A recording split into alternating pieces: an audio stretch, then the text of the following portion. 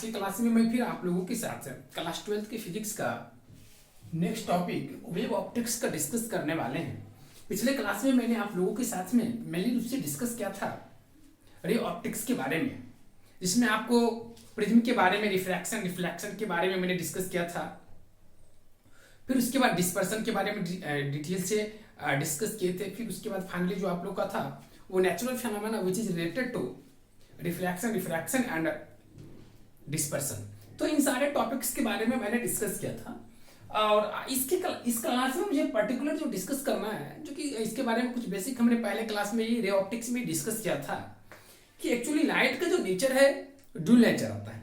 वो सबसे पहले जब कॉर्पसकल्स थ्योरम उसको बोलते हैं, उसमें क्या किया गया था कि लाइट को पार्टिकल्स मान करके, हम लोग जब लाइट को पार्टिकल्स मान करके, जब स्टार्टिंग टाइम में जब साइंटिस्ट न्यूटन जी ने सबसे पहले लाइट को पार्टिकल्स मान करके उन्होंने अपने ऑप्टिक्स नाम का बुक लिखे थे, तो उसमें लाइट को पार्टिकल्स सपोज किए थे, जिसके हेल्प से मैंने रूप से कुछ फेनोमेना लाइट से रिलेटेड जो बेसिक फेनोमेना है वो आपका एक्सप्लेन हो जाते हैं। जैसे कि आपका रिफ्लेक्शन हो गया, रिफ्रैक्शन हो गया, फिर इसके बाद आपका डिस्पर्सन वगैरह हो गया। ये सारे जो फेनोमेना है आप लाइट को रे ऑप्टिक्स के अंदर इसको डिटेल से डिस्कशन कर सकते हैं, लाइट को पार्टिकल्स मान करके समझ सकते हैं।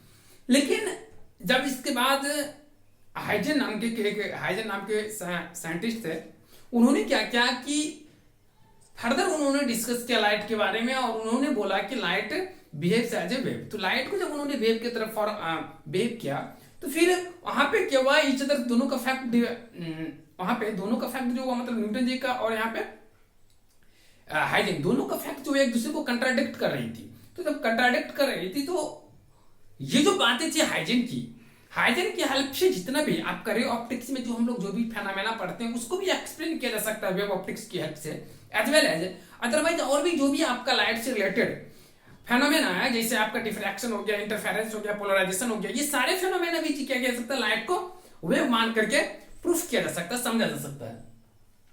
तो ये जो सारी बातें थी वहां पे, लेकिन लाइट का जो आप जानते हैं कि न्यूटन एक काफी ज्यादा ग्रेट साइंटिस्ट थे, तो उनकी फैक्ट को गलत करना कोई आसान काम था नहीं। तो उन्होंने क्या किया कि उनकी बातें को एलिमेंट्री लेकर के सारे, जैसे कि आप लोग 9th में जैसे आप लोग लाइट के बारे में पढ़ते हैं, तो फुल्ली लाइट को पार्टिकल्स मान करके पढ़ते हैं, ताकि वो क्या करता है कि आपके बेसिक्स को स्ट्रॉन्ग कर दे, फिर आपको बाद में वेव समझने में प्रॉब्लम नहीं हो। हमने पिछली क्लास में आपके साथ डिस्कस किया था कि what do you mean by wave, wave क्या होती है। तो उसमें मैंने बताया था, काफी सिंपल एग्जांपल लेकर के बताया था कि अगर आप किसी स्टोन को लेकर के, तो किसी तालाब में या पोखर में पानी जहां पे या नदी में आप जाइए, उस स्टोन को अगर आप फेंकते हैं और आपका पानी जो काफी आपका पीछे से शांत है, उसमें मोशन नहीं है, तो अगर उसमें आप स्टोन फेंकेंगे तो आप देखेंगे कि वो जिस पॉइंट पे गिरता है उस पॉइंट से आपको एक सर्कुलर शेप का कंसेंट्रिक सर्किल, उस पॉइंट को सेंटर मान करके कंसेंट्रिक सर्किल की तरह इस तरह से ये आपका फैलते जाता है। तो वो क्या है एक्चुअली में, क्या है, क्या वो वहां पे जैसे वो उस पार्टिकल्स को फेंके, तो क्या वो वाटर जो है वो मूव करना शुरू कर दिया, या वो क्या चीज थी जो मूव करना शुरू किया।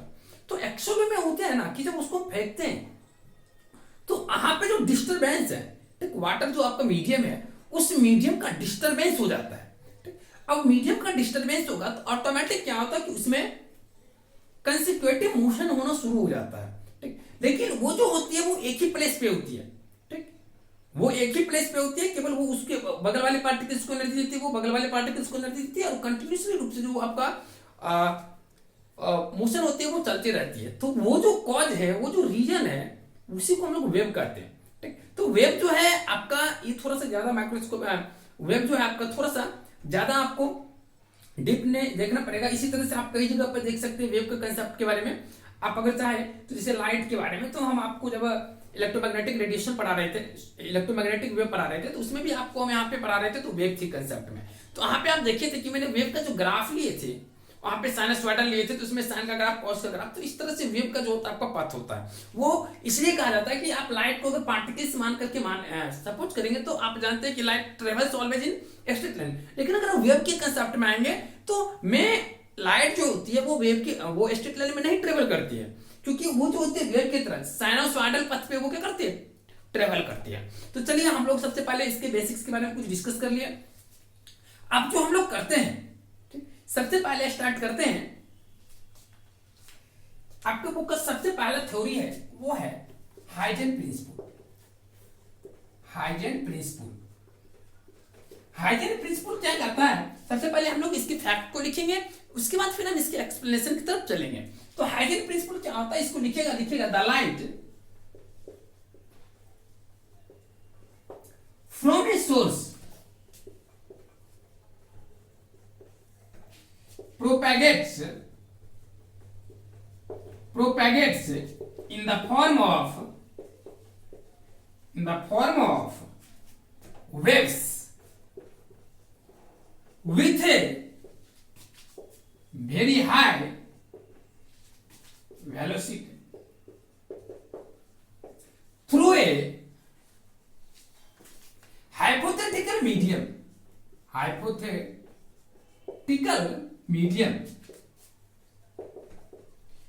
आप कहें तो इसको लिख सकते हैं ईथर, ठीक है।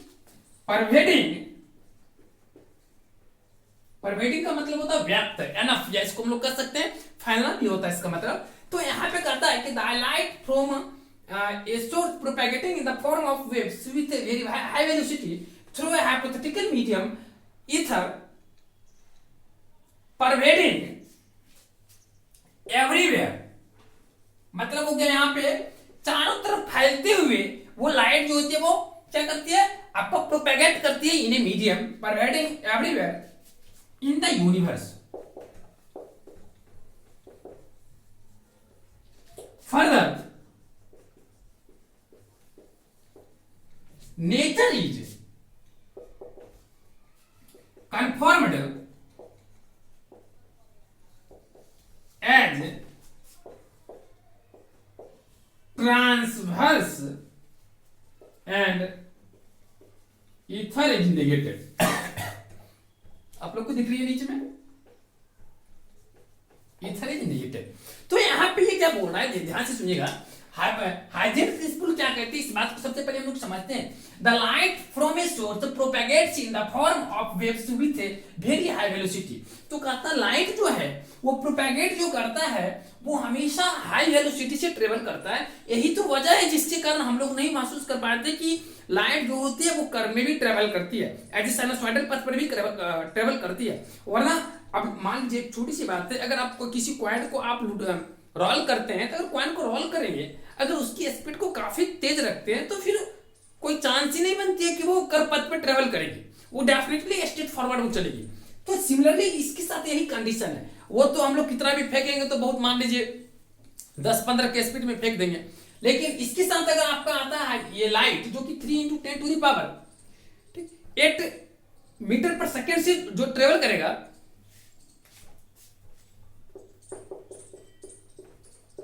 इतना स्पीड से जो ट्रेवल करेगा, तो उसके बारे में आप सोच सकते हैं कितना हो गया है, 1 सेकंड में आपका 3 लाख किलोमीटर के आसपास जो ट्रेवलिंग करेगा, तो स्वाभाविक है उसकी जो ट्रेवलिंग पथ होगी डेफिनेटली स्ट्रेट फॉरवर्ड होगी।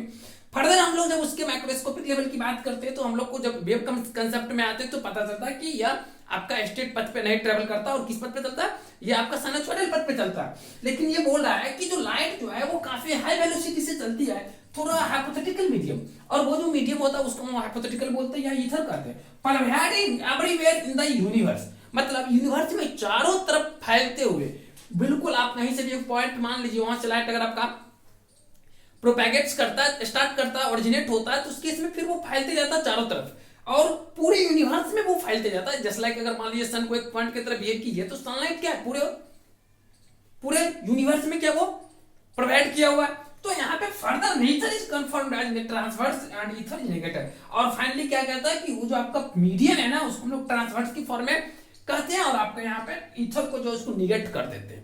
ठीक, तो ये तो हो गया आपका हाइजेन प्रिंसिपल हो गया। अब जो हाइजेन प्रिंसिपल अगर आप समझ गए तो हम लोग चलते हैं नेक्स्ट कंसेप्ट के लिए। एक इंपॉर्टेंट टर्म है जिसको हम लोग वेव फ्रंट बोलते हैं। ये वेव फ्रंट क्या होता है इसको समझते हैं, फिर जाकर के आपका हाइजेन प्रिंसिपल का फिर से हम लोग एक्सप्लेनेशन पढ़ेंगे, जिसमें हम मेनली रूप से 2 टाइप के सोर्स के बारे में स्टडी करेंगे। तो सबसे पहले लिखिएगा आप लोग, आपका आता पहला टॉपिक वेव फ्रंट। इसके बाद का टॉपिक क्या है, वेव फ्रंट। ये वेव फ्रंट क्या होता है इसके बारे में लिखते हैं। जैसे मान लीजिए द वेव फ्रंट, पहले लिख लेते फिर हम लोग एक्सप्लेन करेंगे। द वेव फ्रंट इज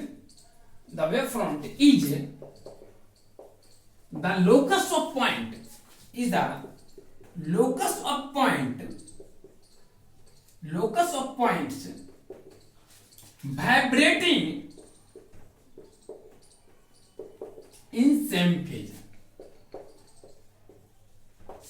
तो सबसे पहले वेव फ्रंट को समझते हैं। वेव फ्रंट का मतलब क्या होता है? The wave front is the locus of points vibrating in same phase. मतलब ये हुआ कि एक ही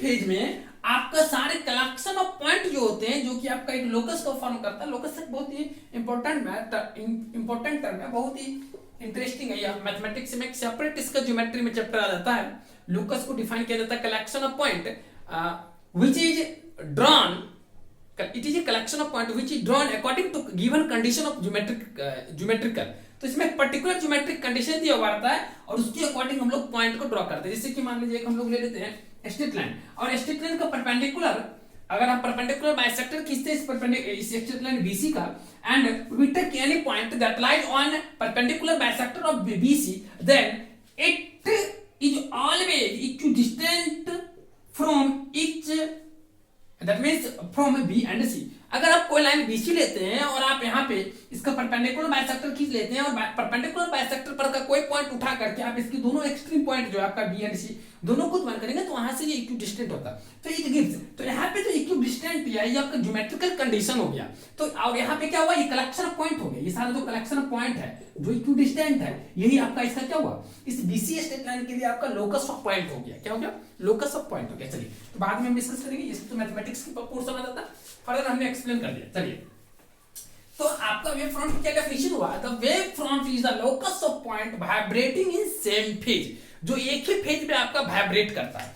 इसके बाद लिखिएगा it is a surface, it is a surface where fronts of all waves, या fronts लिख सकते हैं, where wave fronts of all waves meets simultaneously। इसका मतलब क्या हुआ ये मैं आपको डायग्राम के साथ बताता हूं कि the wave front is the locus of points vibrating in same phase, it is a surface where wave fronts of all waves meets simultaneously। तो अगर वेव फ्रंट जो आपका है, वेव फ्रंट पे जितने भी पॉइंट होते हैं वो जो ट्रेवलिंग करते हैं आगे, फिर दूसरे एक वेव फ्रंट के बाद दूसरे वेव फ्रंट में जब वो जाती है तो वो हमेशा एक ही साथ दूसरे वेव फ्रंट पे वो मीट करती है। जैसे कि मैं आपको एक डायग्राम के साथ बताता हूं। मान लीजिए ये आपका कोई सोर्स है, ये लाइट का कोई सोर्स है, और ये लाइट का सोर्स है। तो सबसे पहले जो लाइट आपका निकलेगी इससे स्प्लिट करेगी, वो एज ए स्फेरिकल स्प्लिट करेगी। कैसे करेंगे? स्फेरिकल। तो हम यहाँ पर स्फेरिकल का शेप बना लेते हैं। अब एक मान लीजिए एक डेफिनेट इसकी जो आपका लाइट है, इस लाइट का मान लीजिए वेलोसिटी c है। तो और अगर इस लाइट की वेलोसिटी c है और ये t टाइम में डेफिनेटली उससे ct डिस्टेंस कवर करेगा। मान लीजिए ct डिस्टेंस इधर फिर कवर किया, तो इस तरह से जो ct डिस्टेंस कवर कर रहा है, मान लीजिए पॉइंट a पे आया, एक पॉइंट b पे आया, ये आपका पॉइंट सी पे आ गया, ये पॉइंट आपका डी पे आ गया। तो ये ऑल दोस पॉइंट्स जो है, सारे पॉइंट जो हो गए after T time with velocity c it goes at the point a b and c d etc. Similarly, after suppose that after some time it again goes at point this point, it goes this point, it goes this point, it goes this point, again it goes this point, this time this point, this point.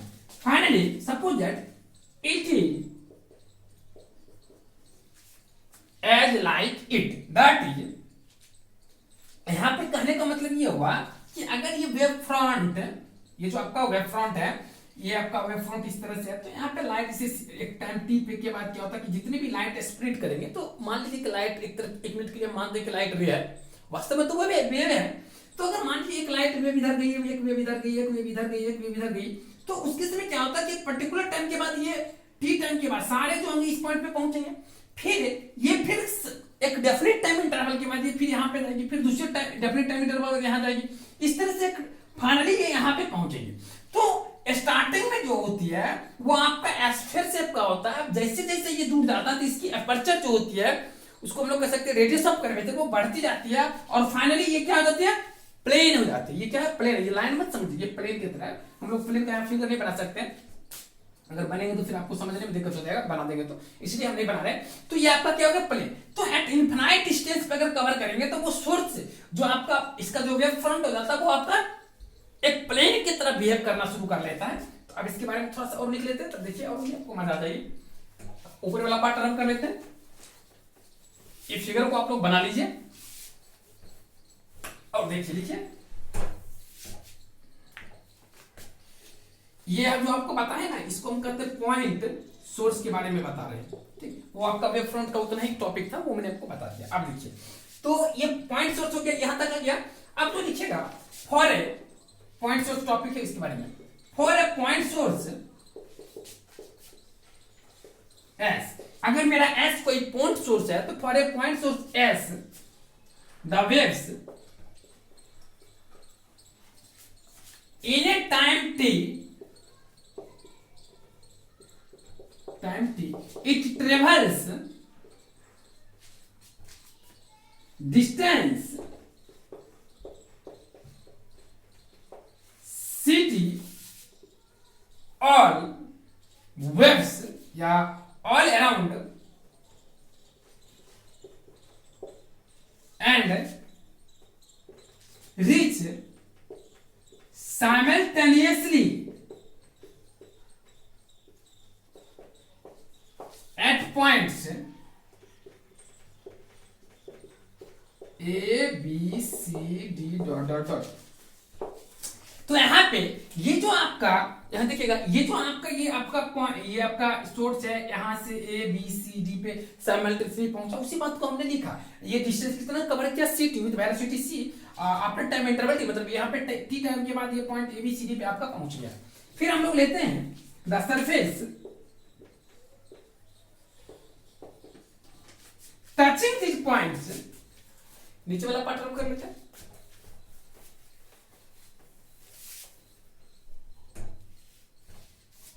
The surface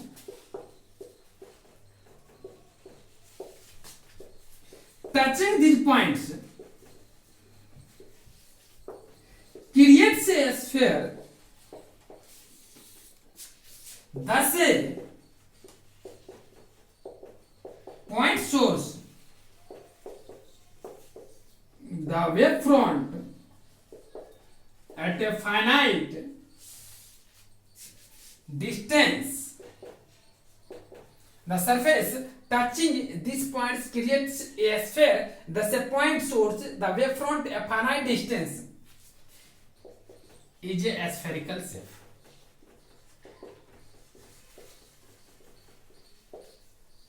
With inverse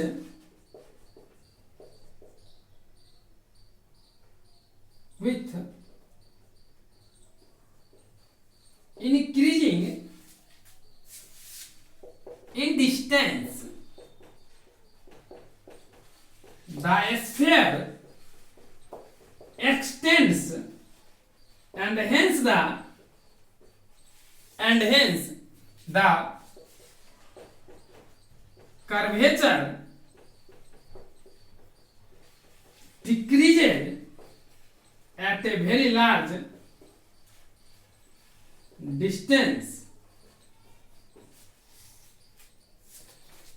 It is effectively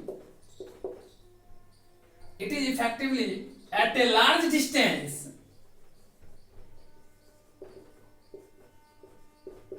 becomes a plane and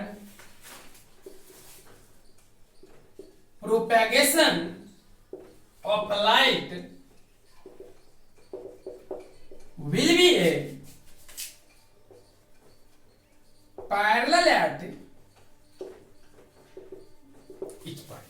तो इसका मतलब क्या हुआ कि मैं आपको बता दूं कि जैसे वहां पे मैंने बताया था ना फाइनल में कि ये जो आपका इस तरह से सोर्स था, ये टी टाइम में आपका सीटी डिस्टेंस कवर किया, तो जब ये शुरू किया ना तो इस टाइम इसका जो पॉइंट सोर्स शेप फॉर्म करता था वो आपका स्फेरिकल शेप का होता था।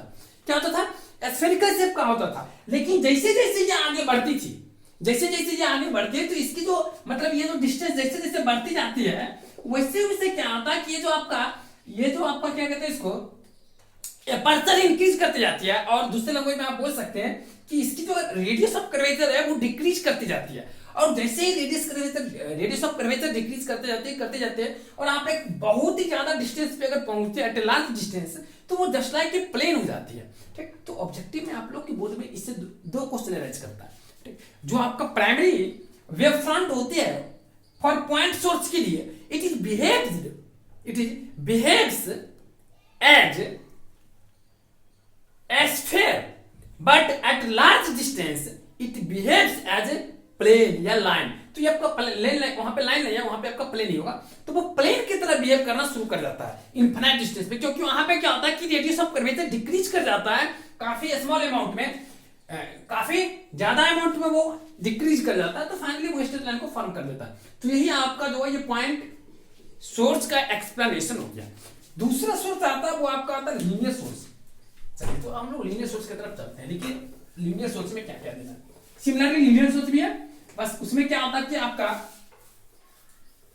ये स्टार्टिंग जो होती है, जो उसको हम लोग प्राइमरी वेव फ्रंट बोलते हैं, वो वेव फ्रंट जो होती है ना आपका वो सिलेंडर शेप का होता है, क्योंकि उसका जो सोर्स होता है वो सिलेंडर के जैसा ही होता ही है। तो फटाफट लिखिएगा लीनियर सोर्स क्या है आपका, लीनियर सोर्स। तो लीनियर सोर्स क्या होता है, लिखिएगा फटाफट लिख लीजिए इसके बारे में। For a linear source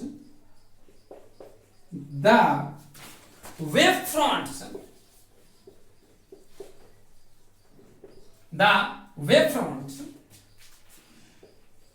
eight, सबसे पहले हम इसका डायग्राम बनाते हैं ताकि आपका नेमिंग पता चले।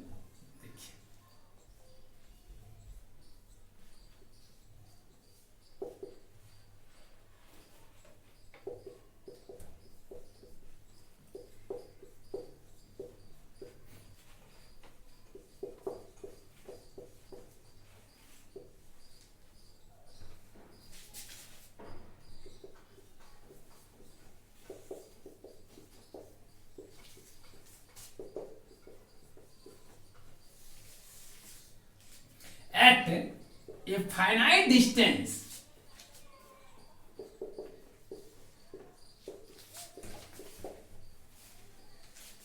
is cylinder, and at a finite distance a cylinder in shape, and at a large distance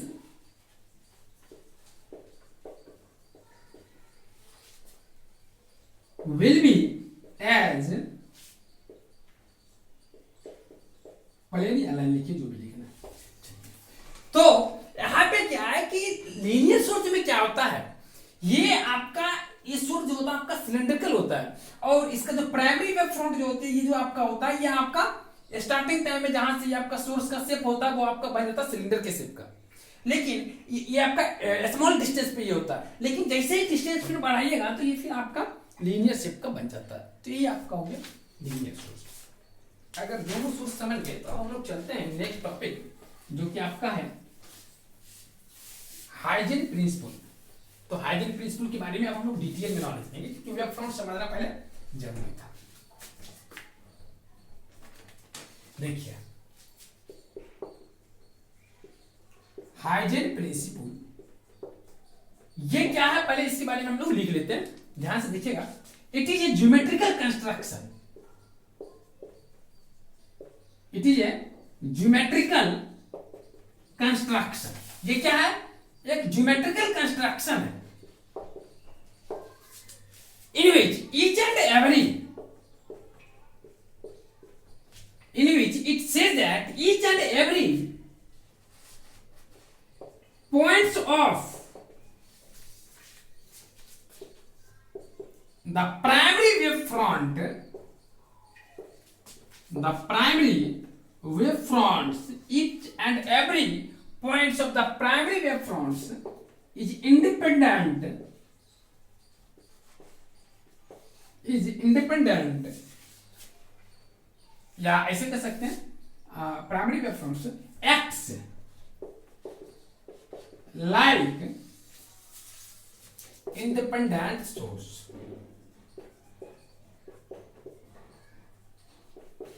इसका मतलब क्या हुआ कि अगर मान लीजिए 1 मिनट के लिए आपका कोई पॉइंट सोर्स ये आपका एस है, ठीक, और ये टाइम टी में ये सारे पॉइंट्स यहां पे पहुंचा ए बी सी डी, इस तरह से मान लीजिए, ठीक, चाहे तो ऐसा बना दीजिए, ये सिटी डिस्टेंस कवर किया, ये भी सिटी डिस्टेंस कवर किया, ये भी आपका सिटी डिस्टेंस कवर किया, ये भी आपका सिटी डिस्टेंस कवर किया।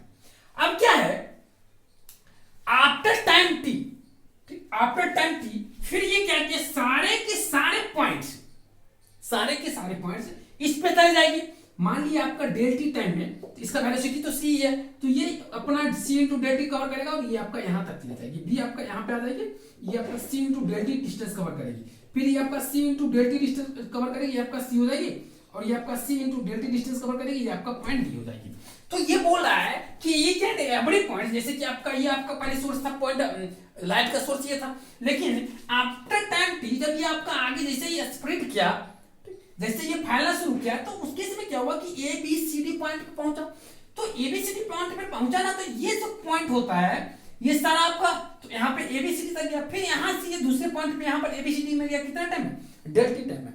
तो इस सवाल का कहना है, इस थ्योरी का कहना है प्रिंसिपल का, कि जितना भी आपका जो ये पहला जो है ये आपका कहलाता है प्राइमरी वेव फ्रंट, इसको हम लोग प्राइमरी वेव फ्रंट कहते हैं। तो प्रिंसिपल कहती है कि जितना भी आपका ये सारा पॉइंट्स है, ये ईच एंड एवरी पॉइंट जो है इंडिपेंडेंट सोर्स की तरफ बिहेव करना शुरू कर देता है। जिस तरह से आपका लाइट का सोर्स है ना, उसी तरह से ये भी आप इंडिपेंडेंट लाइट का सोर्स की तरफ बिहेव करना शुरू कर जाता है at time T, delta T के बाद, समझ गए।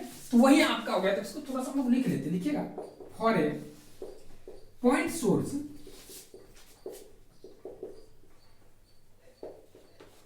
S in a finite distance, या in a finite time लिखिए t,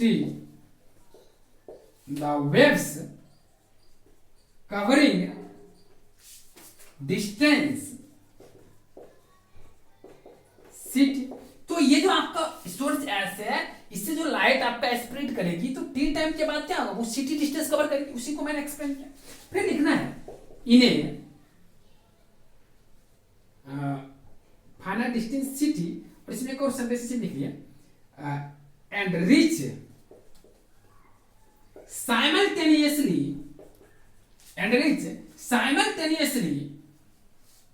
the points A, B, C, D, dot, dot, dot, so that they are in same phase।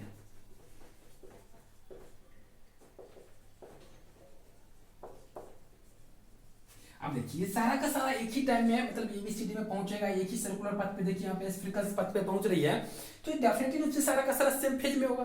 तो सारा का सारा सेम फेज में होता है, और साथ ही साथ ये सीटी डिस्टेंस होता है, ऑटोमेटिक है ना कि सारा का सारा आपका वेलोसिटी तो कांस्टेंट है सी, और सारा टाइम टी, सबका टाइम वेलोसिटी सी है, कांस्टेंट है, और टाइम टी फिक्स है, तो दोनों का प्रोडक्ट भी सेम होगा।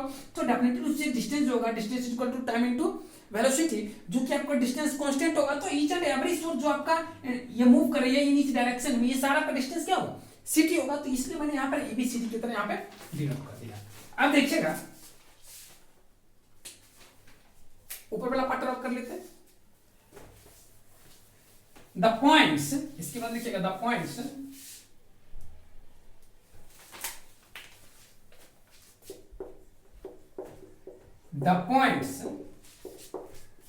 touching them firstly, देखिए the points touching the firstly का मतलब हुआ ये सारा जो पॉइंट है, सबसे पहले एबीसीडी पॉइंट्स पे आया, ये एक यहाँ पे स्फेरिकल से बनाया आफ्टर टाइम की। तो ये जो वेव फ्रंट है ना, इसको हम लोग कहते हैं प्राइमरी वेव फ्रंट। तो यहाँ पे कह सकते हैं the points touching them firstly is called primary wave fronts. फिर देखिए from the points A B C D of the, ये जो हो गया ना आपका ए बी सी डी वाला, ये आपका कहलाता है प्राइमरी वेव फ्रंट। इसको क्या कहता है? प्राइमरी, ये वाला पार्ट ये आपका प्राइमरी वेव फ्रंट होता है। सॉरी, ये कहते हैं प्राइमरी, सॉरी ये आपका प्राइमरी होता है, उधर लिख दिया, ये आपका होता है प्राइमरी। ये जो आपका है ना, ये आपका प्राइमरी वेव फ्रंट होता है, इसको लिख लीजिए, प्राइमरी वेव फ्रंट। तो आप कहता है इसमें from the points A B C D of the primary wave front, primary wave fronts wavelength,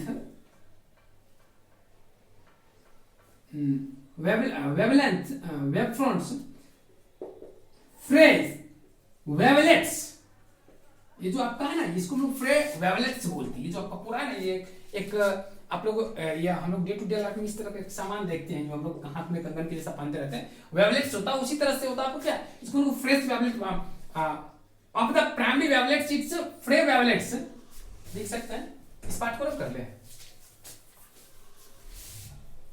जिसके पास एनर्जी सबसे कम रहती है, यहां पे लिखिए फ्री वेवलेट्स का मतलब मिनिमम एनर्जी। ठीक, start in A small time del t, they cover the distance, they cover the distance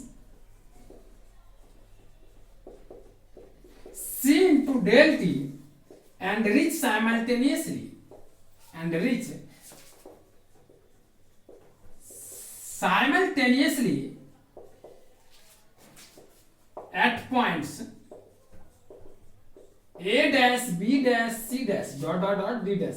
इस तरह से मान लीजिए ये आपका a dash b dash c dash d dash मान लीजिए, मतलब ये ABCD जो फर्स्ट प्राइमरी वेव फ्रंट से आपका इसके पास मिनिमम एनर्जी कंटेंट है, और डेल्टा टाइम टी के बाद ये सारा पॉइंट ABCD d dash पे गया, तो ये भी एक क्या हुआ, वेव फ्रंट का फॉर्म किया। तो ये जो point a dash b dash c dash d dash है, ठीक, ये वेव फ्रंट, ये पॉइंट जिस पथ पे आपका लाई कर रहा है, ये सारा ये पूरा का पूरा वेव फ्रंट कहलाता है सेकेंडरी वेव फ्रंट। तो यहां पे points A dash B dash C dash D dash हो गया। Thus the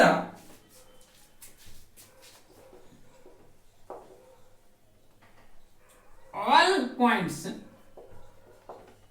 A dash B dash C dash dot dot D dash are in same phase, are in same phase, ये सारा point क्या हुआ, same phase में। अब देखिएगा ऊपर का थोड़ा सा पार्ट और लिमिट लिख लीजिए। इसके बाद क्या है, the surface that touching these points a dash b dash c dash d dash,